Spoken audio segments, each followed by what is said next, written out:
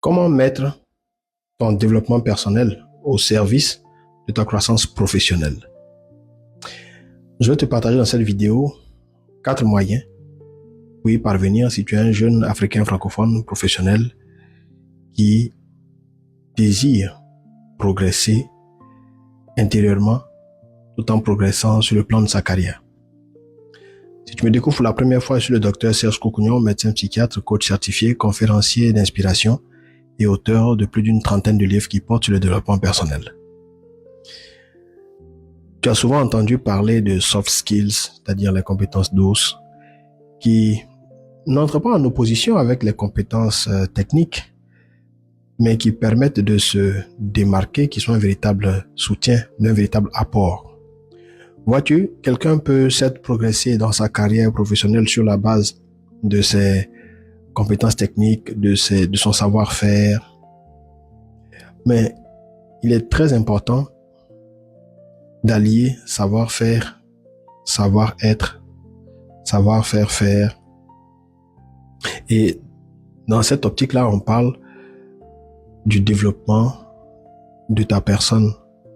Et qui parle de développement de ta personne parle d'acquisition de certaines compétences qui ne s'enseignent pas forcément dans les cursus scolaires classiques.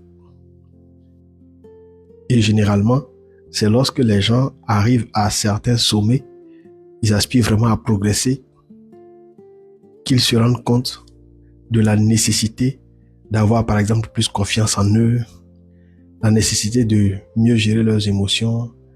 Il y en a d'autres qui ont eu la chance de développer ces qualités-là avant de se retrouver à certains sommets professionnels.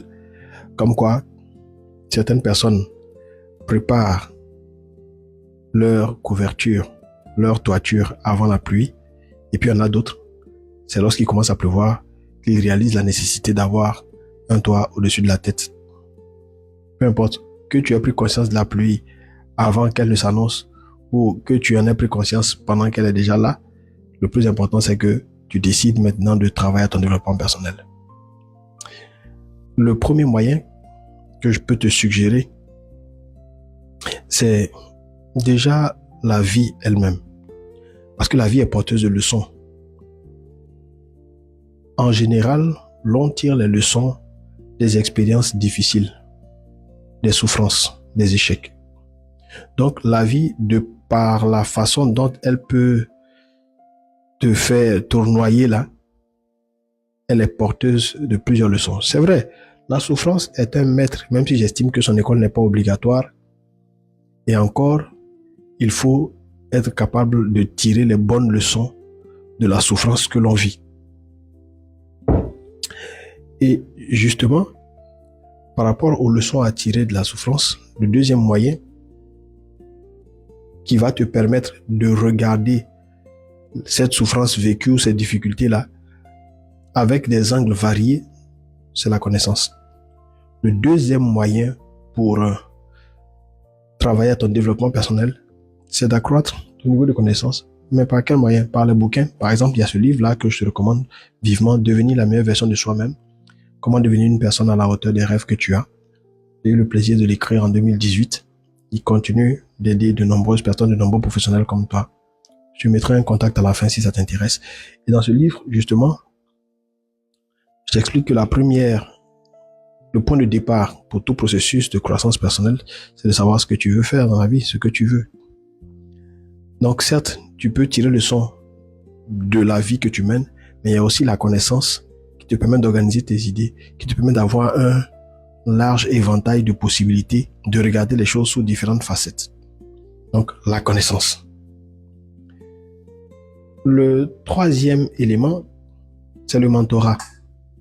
C'est d'avoir des gens qui ont déjà vécu ce que tu es en train de vivre ou qui ont de l'avance. Parce que ce que tu cherches à savoir là, ils sont déjà passés par là longtemps avant toi. Et si tu as la chance d'avoir des mentors, ils vont te faire gagner du temps. Évidemment, on ne chope pas un mentor juste parce qu'on lui dit « Sois mon mentor, s'il te plaît ». Ça ne marche pas comme ça. Il y a certains principes à prendre en considération. Mais si tu as l'occasion d'avoir un mentor, Fais en sorte de profiter sagement, intelligemment de cette relation très stratégique. Et puis la quatrième chose, c'est la formation. Il existe des formations pour t'aider à acquérir les compétences en matière de développement personnel. Et aujourd'hui, justement, tu as la possibilité, avec la certification de développement personnel et spirituel que nous organisons, d'avoir la connaissance, puisque en plus de ce bouquin-là qui est offert aux 20 personnes qui vont être retenues dans ce programme, il y en a 6 autres qu'on leur permet d'acquérir totalement gratuitement, c'est-à-dire ils ne payent que les frais d'expédition. Et tu as l'opportunité d'avoir un mentor en ma personne, si ce que je partage ici vaut quelque chose pour toi, avec tous les autres consultants et formateurs qui participent à ce programme. En tout cas, le temps de ce programme, nous allons être avec toi. Et puis, tu as la formation en elle-même qui te permet à travers les différents modules de cette certification-là, de travailler de façon intentionnelle à ton développement personnel. Donc, si ça t'intéresse d'y participer, les prescriptions sont ouvertes jusqu'au 30 mai. Il y a encore quelques places disponibles. Tu peux toujours postuler si tu es retenu. Ce sera avec plaisir que je t'accompagnerai dans ce programme. Prends soin de toi car tu es une personne formidable. Vis à partir de la fin.